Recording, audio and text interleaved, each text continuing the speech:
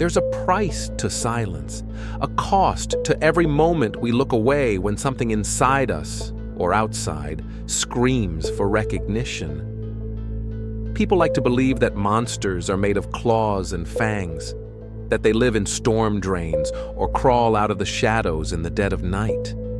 But the truth we choke down like bile, is that monsters are born from our own refusal to see them for what they are. They thrive in the quiet corners of our denial, growing fat on every excuse we tell ourselves. It's not my problem. It's not real. It'll go away. We whisper those lies into the darkness until the darkness whispers back. Stephen King said in IT, "We lie best when we lie to ourselves." And isn't that the cruelest irony? That our very act of survival, of pretending things aren't as bad as they seem, is what allows the worst horrors to fester in the first place. Fear begins as a flicker, a shadow at the edge of your vision, a wrongness you can't quite name. You feel it in the way the air thickens when you walk down certain streets, in the way conversations die when a subject gets too close to the bone. Derry, King's fictional town, was poisoned not by Pennywise alone, but by the silence of its people. They knew something was rotten. They knew the blood in the gutters didn't wash away with rain. But they looked away. And every time they looked away, every time they pretended the monster wasn't real, they paid with another child's scream echoing through the sewers. Replace Derry with your own town, your own family, your own life, and you'll see how easy it is to be complicit. Because it's easier to deny than to confront. Easier to lock the door and tell yourself the banging outside is the wind, not someone begging for help inside us. The psychology of denial is a theater of masks. We put them on to function, to go to work, to smile at neighbors, to shake hands at funerals, but behind those masks, something gnaws. The mistake we made, the cruelty we witnessed but excused, the laugh we joined in when someone was humiliated, just so we wouldn't be next. Every mistake becomes a splinter lodged deep in our conscience, and the body always reacts to what it refuses to heal. You can cover the wound. You can even forget it's there for a while. But infection spreads in silence. Guilt is a slow poison that makes monsters of ordinary people. The criminal psychology of making a mistake isn't about the mistake itself. It's about the cover-up, the justification, the desperate attempt to keep the mask in place. That's where the darkness seeps in, because once you lie to yourself, you must lie to everyone else. You must rewrite the story until you start to believe it. And by then, you've become the monster you were afraid of naming. How many murders began with the simple thought, "It was just an accident. I didn't mean to." How many betrayals began with, "No one will know. It doesn't really matter."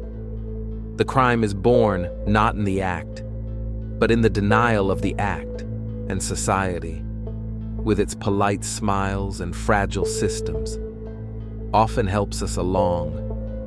We reward silence. We punish whistleblowers. We mock the ones who scream too loud. We teach our children that monsters aren't real, and then wonder why they can't recognize abuse when it stands in front of them wearing human skin. But fear has a purpose. Fear is the body's way of sounding the alarm.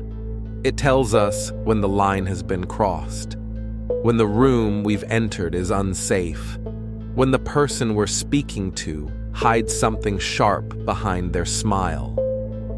Yet society conditions us to ignore fear, to toughen up, to stop being so dramatic, to laugh it off. And so fear, like a neglected child, grows wild and unruly in the dark. King's Losers Club defeated Pennywise not with fists, but with the courage to name their fear, to look at the monster directly and call it by what it was. That act, simple and impossible, is the one we fail at most. When you suppress fear, it doesn't disappear, it mutates. The bullied boy becomes the violent man. The silenced girl becomes the one who lashes out at others. And those who look away become hollow, haunted by the ghosts of what they let pass. This is the emotional struggle no one wants to talk about, the quiet war within, where we know the truth but refuse to say it aloud. And so, we keep living in Derry, no matter where we are, feeding the sewer beneath our feet with our silence. Morality, then, is not about being good or bad in the abstract. It's about whether you choose to face the monster or to pretend it isn't real.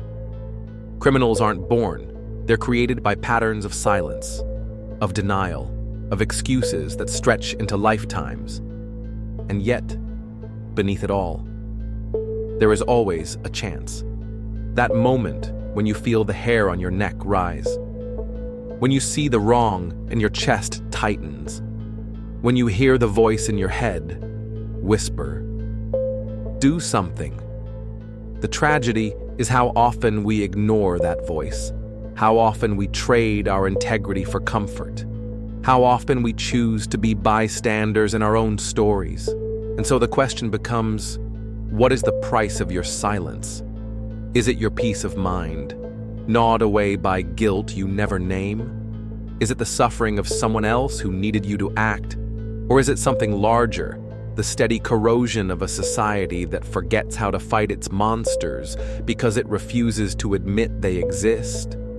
King's work is a mirror, and IT reflects the ugliest truth. Monsters are not destroyed by heroes.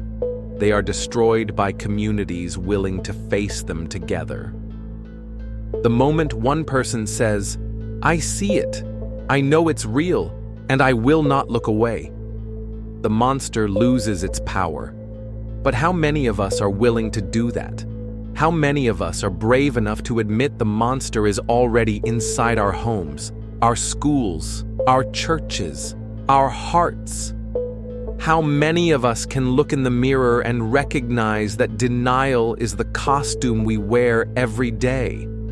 Because the truth is, the monster is real. The only question is whether you will face it, or keep paying the price for pretending you don't.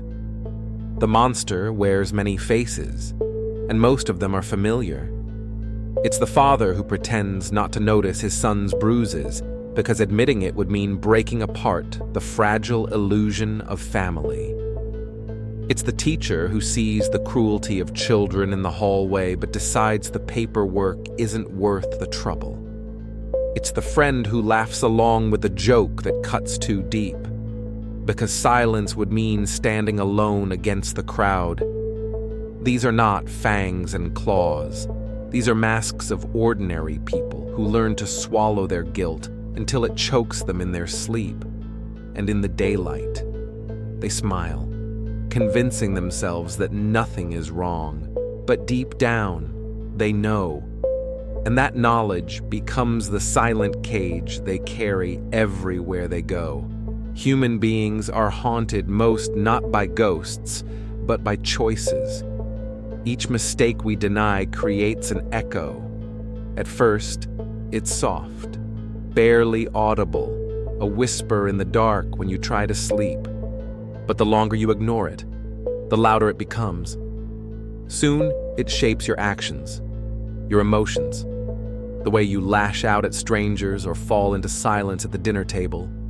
Mistakes demand acknowledgement, and when you refuse, they don't disappear, they metastasize. Guilt becomes anger, anger becomes cruelty, cruelty becomes legacy. The parent who refuses to face their own shame passes it down like a family heirloom, wrapping it in silence and giving it to the next generation, disguised as tradition. The psychology of guilt is not a straight path. It twists and doubles back on itself, pulling people into patterns they swore they would never repeat. Think of Derry again. The adults who looked away from the violence of their children, the ones who knew but buried it under the thin soil of convenience. Their denial wasn't passive, it was active collaboration. Each time they looked away, they fed the monster. Each time they excused the violence, they gave permission for it to grow. And isn't that the story of every society? Evil doesn't rise because it is powerful. It rises because we feed it crumbs of silence until it towers over us. This is why shame is the most dangerous prison. Shame tells us, you cannot speak. You cannot admit. You cannot let others see. It convinces us that silence is survival, and so we build lives on top of buried truths, hoping the foundation will hold. But it never does. Cracks appear. People fall through them. And one day, everything collapses. And we wonder how it happened so suddenly. It didn't happen suddenly. It happened the first time you chose not to name the monster. Society teaches us early to hide, to fold our emotions neatly like clothes in a drawer, to put away the anger, the grief, the terror of being small in a world that feels merciless. We learn to trade authenticity for acceptance, and in that trade, something dies. Compassion withers when fear rules us. Courage decays when silence is rewarded. Humanity erodes not through violence, but through the refusal to feel. A boy grows up believing that to cry is weakness, so he learns to bottle it up until it erupts as violence. A girl grows up believing that to speak out is dangerous, so she learns to choke back her voice until it becomes a scream in her dreams. And the rest of us, watching from the edges, convince ourselves that we're safe because we didn't get involved. But there is no safety in denial, only delay. The monster doesn't vanish, it circles back, older, hungrier, more familiar. And when it does, it demands more from you than it did before. What started as a small compromise becomes a way of life. What started as one ignored cry becomes a chorus of suffering you can no longer drown out. The emotional struggle we avoid today becomes the crisis we cannot escape tomorrow. And so the question is not whether the monster is real. The question is whether you can bear to see it, to admit that it's in the people you love, the neighbors you trust, the system you participate in, and most unbearably, in yourself. The inner turmoil of recognizing your own complicity is the hardest battle of all, because once you see it, once you name it, you can no longer go back to pretending. You are forced to choose. Do you face it and risk losing everything you thought you were? Or do you bury it deeper, knowing that it will cost you more in the end? Compassion begins at the breaking point. It's not born from comfort, but from confrontation. The Losers Club. Those children who dared to call out Pennywise found compassion for each other because they shared their fear instead of hiding it. They turned inward shame into outward courage. That's the lesson we keep forgetting. We do not conquer monsters alone. We conquer them by linking arms in the dark and saying, "Yes, I see it too." Because when you are no longer alone in your fear, the monster loses its grip. But that requires honesty, brutal honesty. The kind that rips apart your excuses and forces you to see the parts of yourself you've been avoiding for years. And honesty is terrifying. It's easier to live in the lie, to keep smiling, to keep the mask on. That's why most people never make the choice. They pay the price of silence every day, dragging their invisible chains behind them. pretending they don't hear the clinking. The real tragedy of denial isn't just personal, it's collective. When whole communities decide to ignore the monster, they create generations of silence. They create towns like Derry, where blood soaks into the ground and the earth pretends it never happened. They create societies where injustice festers, where abuse continues unchecked, where cruelty becomes normalized. And then one day, people wake up and ask, how did it get this bad? As if they weren't complicit all along. The monster is real. It always was. And every time you look away, it grows. Every time you tell yourself it's not your problem, you pay with a piece of your humanity. The real cost isn't death. It's the slow erosion of the soul until you no longer recognize yourself in the mirror. And now the question remains, when the monster comes to your door, when it stares at you through the glass with your own reflection in its eyes, will you face it, or will you pretend it isn't there? The monster doesn't arrive with fanfare.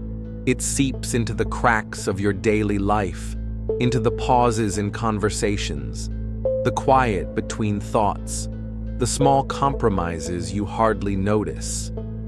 It arrives when you laugh at cruelty to fit in, when you keep quiet about a truth that would cost you comfort, when you walk past someone who needs help because your day feels too heavy already.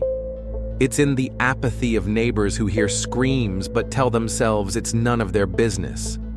It's in the bureaucracy that buries reports under endless paperwork until no one remembers the name of the child who filed them. And it's in us, in the way we learn to numb ourselves, to forget that fear and guilt are signals, not burdens.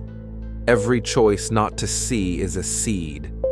Each time you pretend the monster isn't real, you plant that seed deeper, and like all things buried, it grows in silence, stretching its roots through the soil of your conscience. One day, without realizing it, you're living in a forest of your own making, surrounded by the twisted branches of excuses and self-deception. And when you look around, you can't tell the difference between what you allowed and what you became. That's how ordinary people transform into accomplices. That's how a town transforms into Derry. What makes it worse is that the human mind is infinitely skilled at rationalization. We convince ourselves that small evils are harmless, that ignoring them is survival. If I don't see it, it doesn't exist. If I don't speak, I won't suffer. If I don't get involved, I'll stay safe. These are the lullabies of denial, sung to ourselves in the dark. But every lullaby has a price, and the price is always paid in reality. You cannot unsee what is seen, and you cannot unfeel what gnaws at the edges of your soul. You can bury it, yes. But like a body hidden in the walls, it will rot, and sooner or later, the smell will fill the house. The psychology of making mistakes, of denying them, is built on fear of punishment, fear of rejection, fear of admitting that the monster is not just outside, but within. That's the hardest part to face. The recognition that the evil you fear most might be the echo of your own silence, your own cowardice, your own unchecked cruelty. That moment when you realize you are not only the victim, but the perpetrator. Not only the bystander, but the enabler. That's the moment most people turn away, because the truth is unbearable. But the truth, no matter how unbearable, is the only thing that frees us. It's the only thing that burns the infection out of the wound. The children in IT survived not because they were stronger or braver by nature, but because they chose to look. They chose to name their fear and drag it into the light. They refused to keep pretending, and by doing so, they turned their terror into power. That's not a lesson just for a story. It's a law of human psychology. Fear that is denied enslaves you. Fear that is named liberates you. And yet, what do most of us do? We retreat into silence. We think silence will save us. But silence is not neutral, it is a weapon. Silence protects the abuser, not the abused. Silence strengthens the oppressor, not the oppressed. Silence keeps the monster well-fed and comfortable, lurking in the shadows, knowing it will never be dragged into the light. That is why societies collapse. That is why individuals break. Because we treat silence as a shield when it has always been the blade pressed against our own throats. To live honestly is to live dangerously. To admit the truth is to tear away your own mask and risk being seen for who you are. That's terrifying. It strips you bare. It makes you vulnerable. But it also gives you the one thing denial never can: freedom. Freedom from the gnawing guilt, from the sleepless nights, from the infection that poisons your heart. Freedom to stand with others and say, yes, the monster is real, and I refuse to feed it anymore. But freedom comes with a cost, too. And this is the part most people cannot stomach. To admit the monster exists means admitting you've been complicit in its survival. It means facing the blood on your hands, however faint the stains. It means accepting that your silence cost someone else their voice, that your comfort cost someone else their suffering. This is the unbearable weight of honesty, the realization that redemption is not a feeling, but a lifelong action. You cannot erase the past, but you can decide what kind of future you will help build. And so the question becomes, will you face the weight, or will you pretend it isn't there? Will you risk the pain of honesty, or will you pay the price of silence until it consumes you? The monster is real. It has always been real. And every time you look away, you are feeding it with your own humanity. The real horror is not what lurks in the sewer or hides in the storm drain. The real horror is the reflection staring back at you when you ask yourself, how many times have I pretended not to see? The reflection is the cruelest monster of all because it cannot be escaped. You can turn away from a corpse in the street, close your ears to the sound of sobbing behind a neighbor's door. Even train yourself to walk faster past the bloodstains of memory.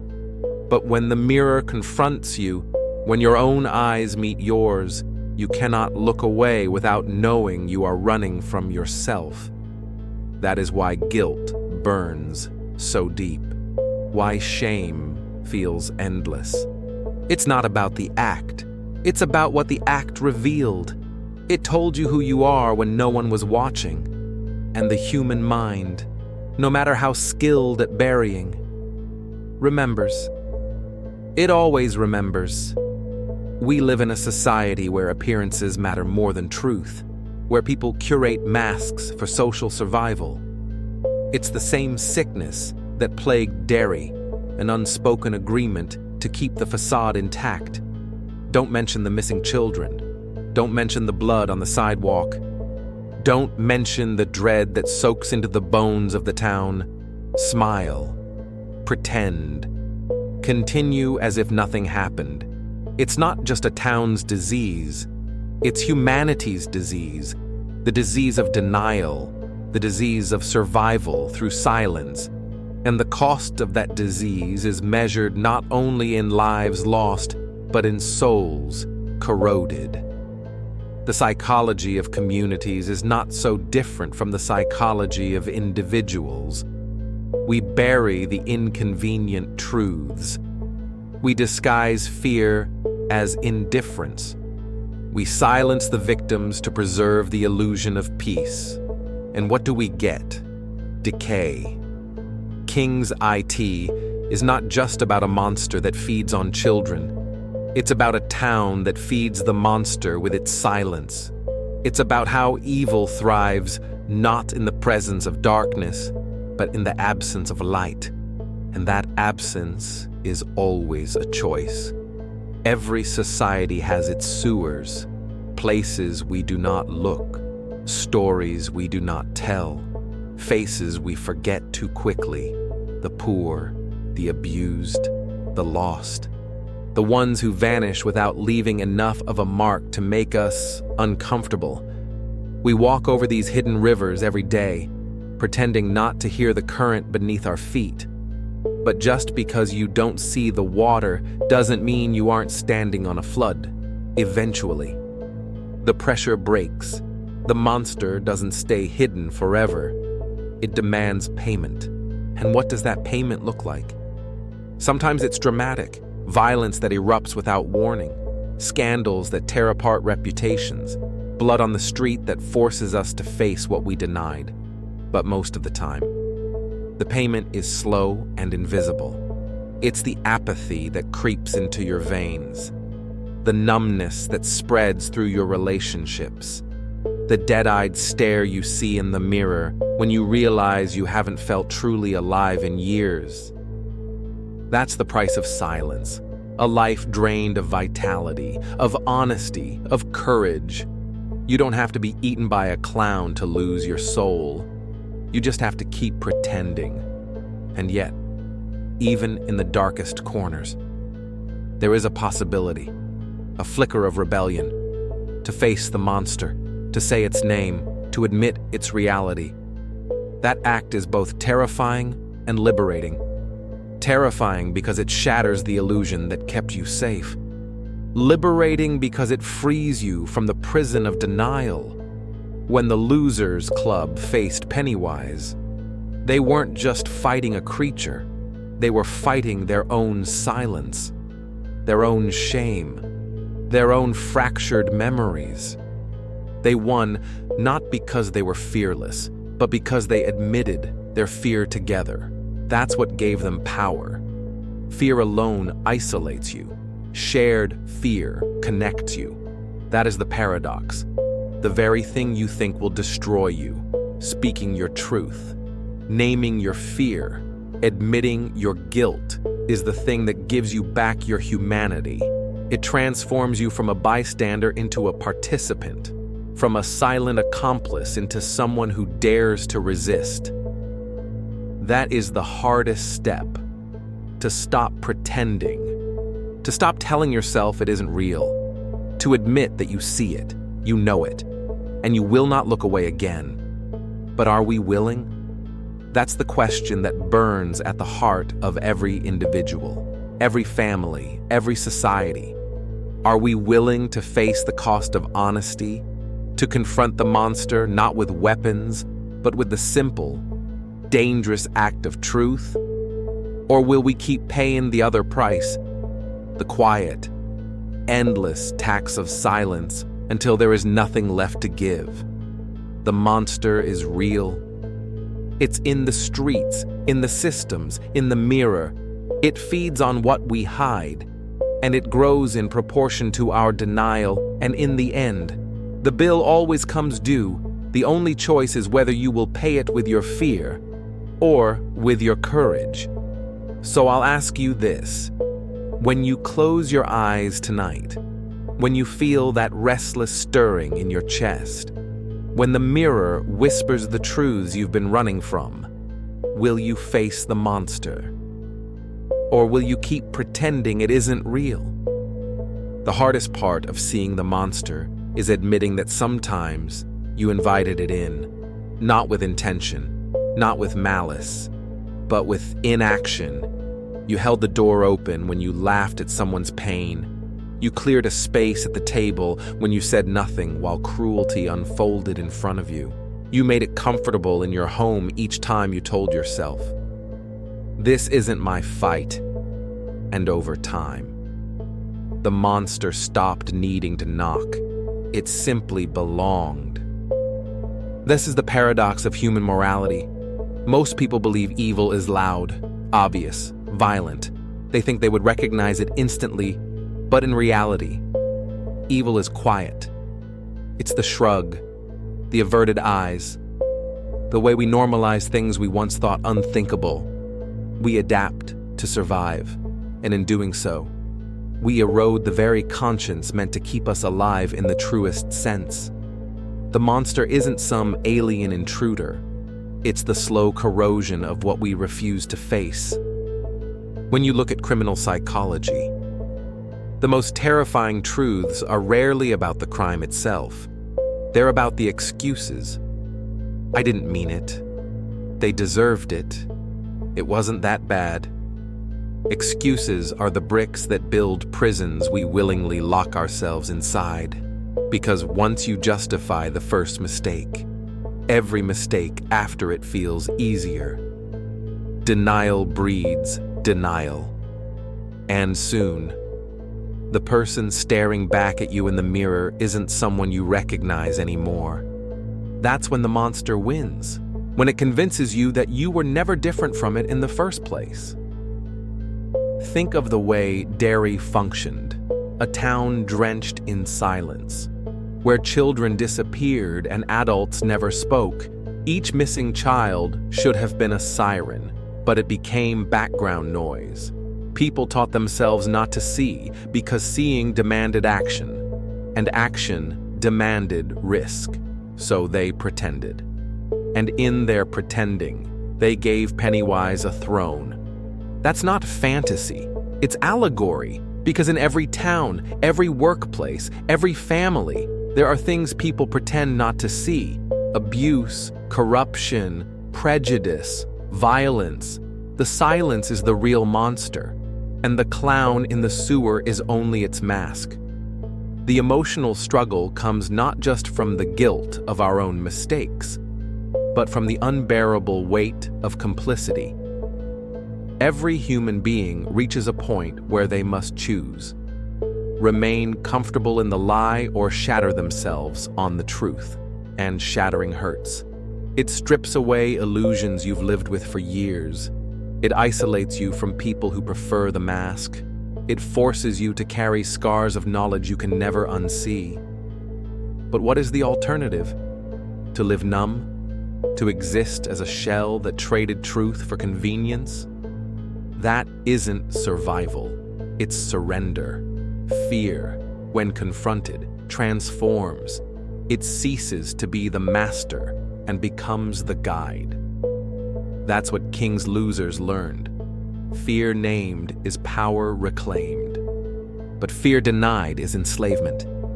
Every act of denial chains you tighter to the monster, until one day you realize you no longer have the strength to move. And then you tell yourself it's too late. But it is never too late. The cost of facing the monster is pain.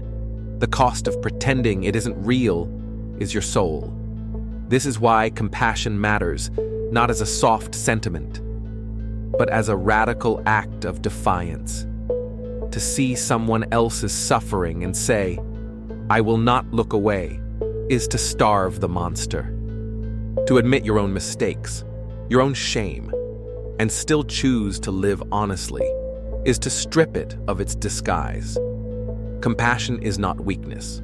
Compassion is confrontation. It dares to look where others look away. It dares to feel when others numb themselves, and in that act, it reclaims the humanity the monster seeks to devour. But compassion requires courage. It requires tearing down the walls you've built around your heart.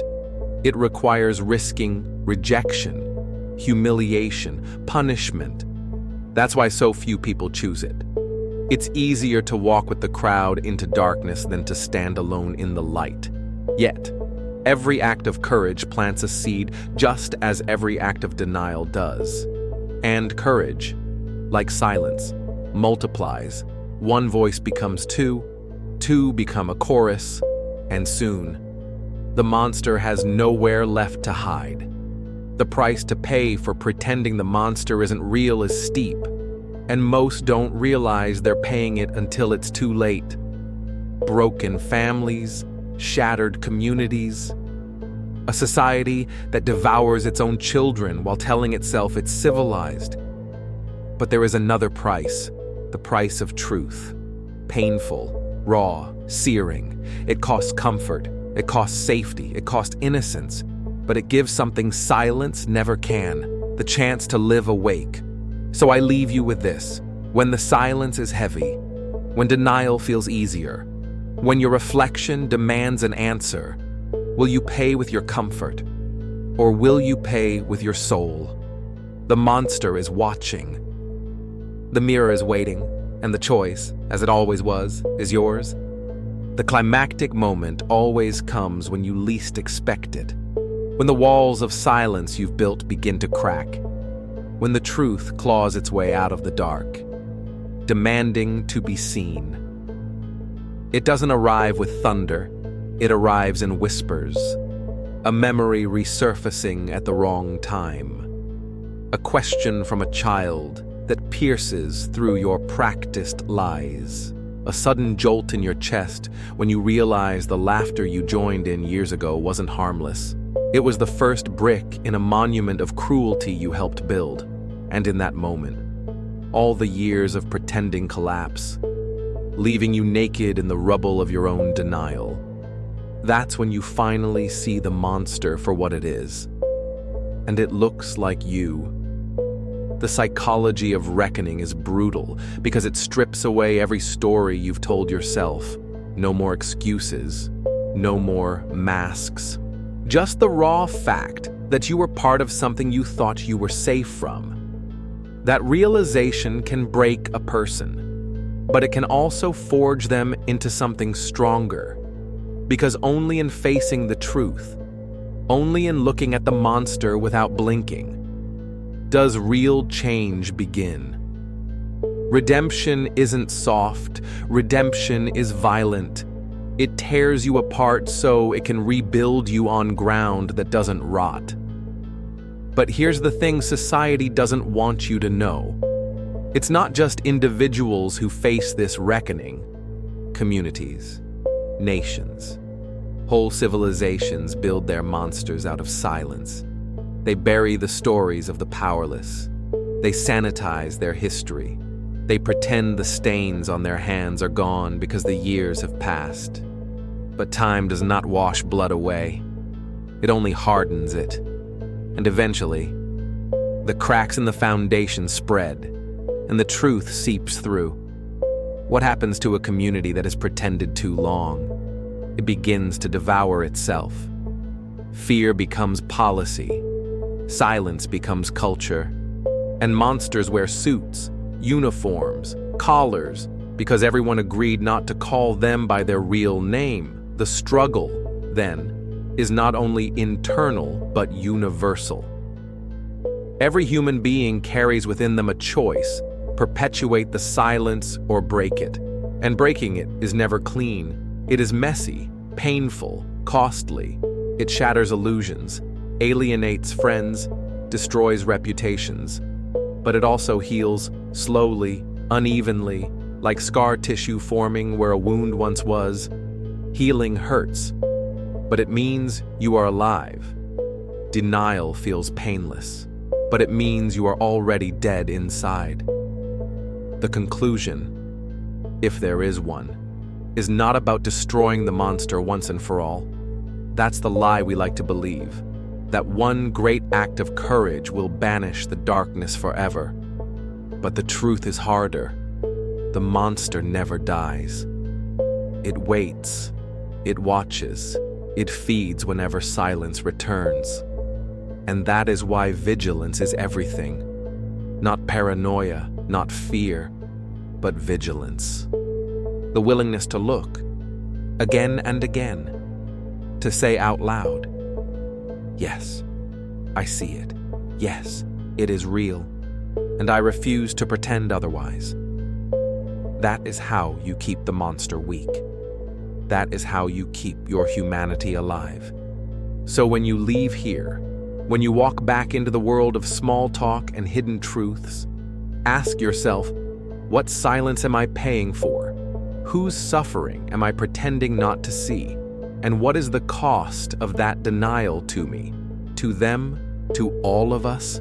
Because the price is always being paid Whether you acknowledge it or not, the mirror waits, the monster waits, and somewhere in the quiet of your own mind, a voice whispers the question you cannot escape. When the time comes to face it, will you still pretend the monster isn't real?